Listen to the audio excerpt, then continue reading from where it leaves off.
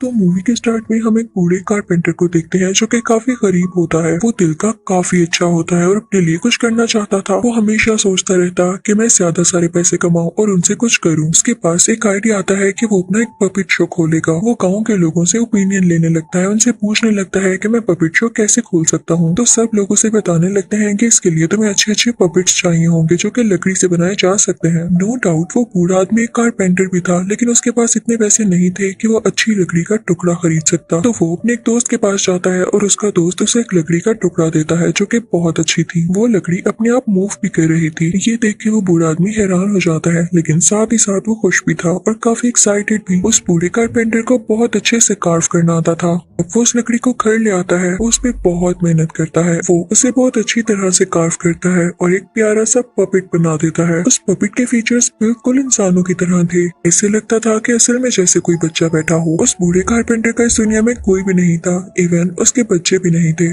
तो वो इस पपेट से अपने बच्चों की तरह बातें करने लगता है और इसे पिनोकियो का नाम देता है। वो उससे कहता है कि तुम मेरे पपेट नहीं बल्कि मेरे बच्चे हो, तो मुझे डैड कहो। वो तो सिर्फ उससे ऐसे ही बातें कर रहा था, लेकिन पिनोकियो असल में उसे डैड कह देता है। वो कारपेंटर बहुत ज्यादा खुश होता है क्योंकि उसने ये एक्सपेक्ट ही नहीं किया था। अब वो कारपेंटर पिनोकियो को पूरी तरह से तैयार कर लेता है और उसे चलना सिखाता है। वो उसे रेड कलर के कपड़े और कैप पहनाता है, लेकिन पिनोकियो भागते भागते इतना आगे निकल जाता है कि अपने फादर यानी उस कारपेंटर की बात ही नहीं सुनता। अब कुछ देर बाद पिनोकियो घर वापस आ जाता है तो वहाँ पर एक ग्रीन कलर का छोटा सा क्रिएचर होता है। वो पिनोकियो को समझाता है कि ये बहुत गलत बात है कि तुम अपने फादर की बात नहीं मान रहे, उन्होंने तुम्हें कितने प्यार से बनाया है। तो पिनोकियो उससे कहता है कि चुप कर जाओ, मैं थका हूँ, मुझे सोना है। अब सर्दी की वजह से पिनोकियो आग के पास एक कुर्सी रख लेता है और उस पर बैठ जाता है। पिनोकियो की आंख लग जाती है, लेकिन जब वो सोकर उठता है तो देखता है कि उसके लकड़ी के पाँव और टांगे जली हुई हैं। पिनोकियो कारपेंटर के पास जाता है और उससे रिक्वेस्ट करता है कि प्लीज मेरे पाँव वापस लगा दें, मुझे दोबारा से चलना है। तो पिनोकियो के फादर उससे कहते हैं कि एक शर्त पर, अगर तुम मेरी बात मानो और कल से स्कूल जाओ, मैं तुम्हारे लिए बुक्स भी लेकर आऊंगा। तो पिनोकियो उनसे प्रॉमिस कर लेता है। अब वो कारपेंटर पिनोकियो के पाँव दोबारा से ठीक कर देते हैं क्योंकि वो काफी गरीब थे और बुक्स नहीं ले सकते थे। तो वो अपने कपड़े बेच देते हैं और पिनोकियो के लिए बुक्स खरीदते हैं क्योंकि अगले दिन से पिनोकियो को स्कूल तो जाना था, इसीलिए कारपेंटर सारी तैयारियां कर चुके थे। अब अगला दिन आ जाता है और पिनोकियो अपने फादर के साथ स्कूल जाने लगता है, लेकिन रास्ते में उसे एक टेंट दिखाई देता है जिसके अंदर कोई पपेट शो हो रहा था। पिनोकियो का भी बहुत दिल चाहता है कि वो ये पपेट शो देखे, लेकिन कारपेंटर उससे कहते हैं कि देख लेना, लेकिन अभी तुम्हारे स्कूल का टाइम हो रहा है। लेकिन कारपेंटर जैसे उसे स्कूल छोड़कर जाते हैं तो वो वहाँ से बाहर आ जाता है। उसके पास जो अपनी बुक्स होती हैं वो उसे बेचकर पपेट शो का टिकट ले लेता है। वो जैसे ही पपेट शो में जाता है तो देखता है वहाँ पर और वुडन पपेट्स हैं। वो उन्हें मूव करता देख के काफी खुश होता है क्योंकि उसने पहली बार मूव करते हुए पपेट्स देखे थे। उन्हें वो अपने जैसे लगते हैं तो वो उनको गले से लगा लेता है। वो सब काफी खुश होते हैं, लेकिन तभी वहाँ पर पपेट शो का ऑनर आ जाता है। वो जब पिनोकियो को देखता है तो काफी हैरान होता है क्योंकि उसके साथ कोई स्ट्रिंग अटैच नहीं थी। वो पपेट शो बंद करता है और पिनोकियो को अपने साथ ले जाता है। दूसरी तरफ जब स्कूल की छुट्टी का टाइम होता है तो वो कारपेंटर पिनोकियो को लेने जाते हैं, लेकिन उन्हें पता चलता है कि पिनोकियो तो स्कूल ही नहीं आया। वो बेचारे काफी परेशान हो जाते हैं और पिनोकियो को ढूंढने लगते हैं। तो उन्हें कोई आदमी बताता है कि पिनोकियो पपेट शो में गया था। वो बेचारे बूढ़े कारपेंटर फौरन से वहाँ पर भाग कर जाते हैं, लेकिन तब तक वो टेंट वहाँ से जा चुका था। अब सीन शिफ्ट होता है उस पपेट शो के ऑनर की तरफ जो कि सब पपेट्स को आग के पास लेकर बैठा हुआ था। वो पिनोकियो को भी आग के पास करता है और उसे चिल्लाने लगता है। तो पिनोकियो उससे रिक्वेस्ट करता है कि मुझे मत जलाए। तो वो पिनोकियो से कहता है कि ठीक है, मैं तुम्हें नहीं जलाता, लेकिन तुम्हारे एक साथी पपेट को जला दूंगा, जो कि बेसिकली उसी का अपना पपेट था। और हो सकता है कि ये शो ओनर इस पपेट से जेलस हो, यानी पिनोकियो से, क्योंकि उसने आज तक ऐसा पपेट नहीं देखा था। लेकिन तभी पिनोकियो कहने लगता है कि नहीं, आप इस पपेट को मत जलाएं, आप मुझे ही जला दें। लेकिन पिनोकियो की ये बात सुनकर उस शो ओनर का दिल तो जैसे नरम हो जाता है। वो पिनोकियो से कहता है कि तुम कितने अच्छे हो, तुम्हारी इसी अच्छाई के बदले में मैं किसी को नहीं जलाऊंगा, तुम्हें छोड़ दिया मैंने, लेकिन मैं तुम्हें अपने पास ही कैद रखूंगा ताकि तुम कहीं और न जा सको, इससे मेरा शो खतरे में चला जाएगा। अब पिनोकियो सारी रात वहाँ रहता है। जब सुबह होती है तो वो शो ओनर उसके पास आता है और उससे पूछने लगता है कि तुम असल में आए कहाँ से हो, तुम्हें बनाया किसने है। तो पिनोकियो सब कुछ बताने लगता है। वो कहता है कि मुझे जिसने बनाया वो मेरे मेरे फादर हैं, वो बहुत गरीब है, मुझे ढूंढ रहे होंगे,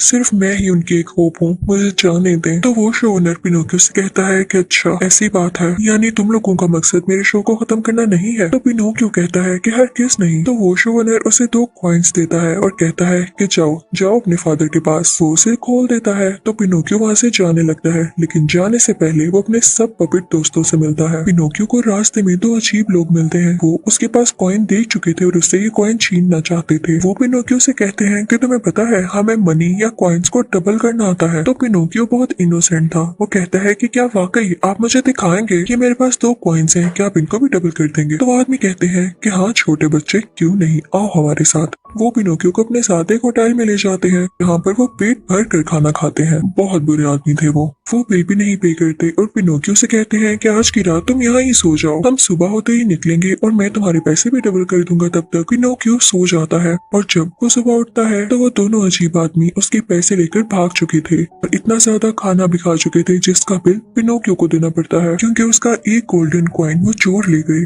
अब उसके पास सिर्फ एक गोल्डन कॉइन बचा था जिसे वो वेस्ट नहीं कर सकता था। वो चुपके से वहाँ से निकल आता है। रास्ते में उसे वही ग्रीन कलर का क्रिएचर मिलता है जो उसे समझाता है कि तुम ऐसे यहाँ नहीं फिरो, ये जंगल है, तुम्हें खतरा हो सकता है। हमारे पास जो कॉइन बचा है उसको फादर को दे दो और तुम खुद भी अपने फादर के पास जाओ जो कि तुम्हारी याद में इतना रो रहे हैं, तुम्हें मिस कर रहे हैं, तुम्हें जरा भी ख्याल नहीं है। तो पिनोकियो से कहता है कि तुम हो कौन, मुझे मत सिखाओ। और ये कह के वो दूसरी तरफ चल पड़ता है, लेकिन उस तरफ वही दोनों चोर आदमी बैठे होते हैं जिन्होंने व्हाइट कलर की बोरी पहन रखी होती है। उनकी भूख दोबारा से जागने लगती है तो वो पिनोकियो से पैसे छीनने की दोबारा कोशिश करते हैं। वो पिनोकियो के पीछे पड़ चुके थे और पिनोकियो भी भागता भागता एक हॉन्टेड हाउस की तरफ आ गया था जो कि बहुत खौफनाक लग रहा था। पिनोकियो अंदर जाने लगता है तो तभी उसे ऊपर से एक लड़की दिखाई देती है। वो कहती है कि सॉरी, मैं दरवाजा नहीं खोल सकती। अब वो दोनों अजीब आदमी पिनोकियो को अपने साथ पकड़ कर ले जाते हैं। उन दोनों ने पिनोकियो को दरख्त के साथ लटका दिया था जैसे उसे मरने के लिए हैंग कर दिया गया हो, लेकिन इसी दौरान ही वो दोनों आदमी सो जाते हैं।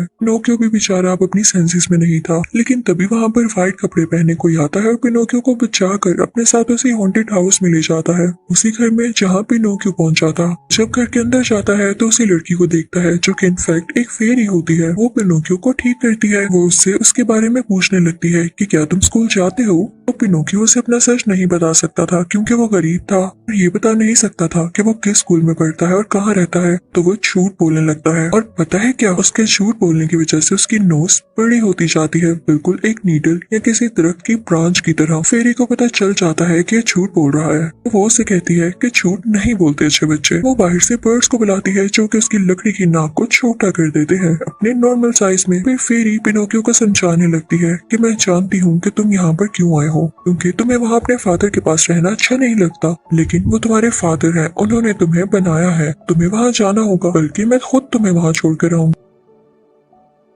फिर फेरी उसके साथ खुद वहाँ पर जाती है। वो उसे विलेज में छोड़ देती है, लेकिन तभी वहाँ पर पिनोकियो को वो दोनों अजीब आदमी दोबारा से मिलते हैं। वो पिनोकियो से कहते हैं, अरे तुम चले गए थे, हमने तो तुम्हारे कॉइन को डबल करना था, चलो यहाँ पर आओ, हम तुम्हें एक ट्रिक बताते हैं। वो कॉइन्स लेते हैं और मिट्टी पर रख देते हैं। वो पिनोकियो से कहते हैं कि जब हम इन्हें मिट्टी में डुबाने के बाद इन्हें पानी देंगे, इधर एक दरख्त निकलेगा और उस दरख्त पर कॉइन्स ही कॉइन्स होंगे। पिनोकियो इमेजिनेशन में से सोचने लगता है, उसे कॉइन से भरा एक दरख्त दिखाई देता है। वो दोनों आदमी से कहते हैं कि जाओ इस बर्तन में जरा पानी तो लेकर आओ। जब पिनोकियो पानी लेकर वापस आता है तो वहाँ पर वो दोनों आदमी नहीं होते। वो बहुत ढूंढता है तो उसके कॉइन्स भी वहाँ से जा चुके थे। पिनोकियो को बहुत बुरा फील होता है और वो कहता है कि आइंदा मैं किसी पर ट्रस्ट नहीं करूंगा। वो फौरन कोर्ट जाता है। वो वहाँ के जज से बात करता है जो कि एक चिंपैंजी होता है। वो कहता है कि 2 बुरे आदमियों ने मेरे कॉइन्स चुरा लिए, लेकिन जज बाकी लोगों को ऑर्डर देता है कि इसे जेल में डाल दो। पिनोकियो कहता है कि मेरी क्या गलती है, मैं इनोसेंट हूँ। तो जज कहता है कि इस कोर्ट का सिस्टम उल्टा है, अगर तुम इनोसेंट होगे तो तुम्हें सजा मिलेगी और अगर तुम कोई क्रिमिनल हो तो तुम्हें छोड़ दिया जाएगा। पिनोकियो क्योंकि बहुत क्लेवर होता है तो वो जज से कहने लगता है कि मैंने बहुत लोगों के साथ बुरा किया, मैं क्रिमिनल हूँ। तो जज अपने लोगों से कहते हैं कि इसे छोड़ दो। तो पिनोकियो फौरन वहाँ से भाग जाता है। वो वहाँ से सीधा अपने घर जाता है क्योंकि उसे पता चल चुका था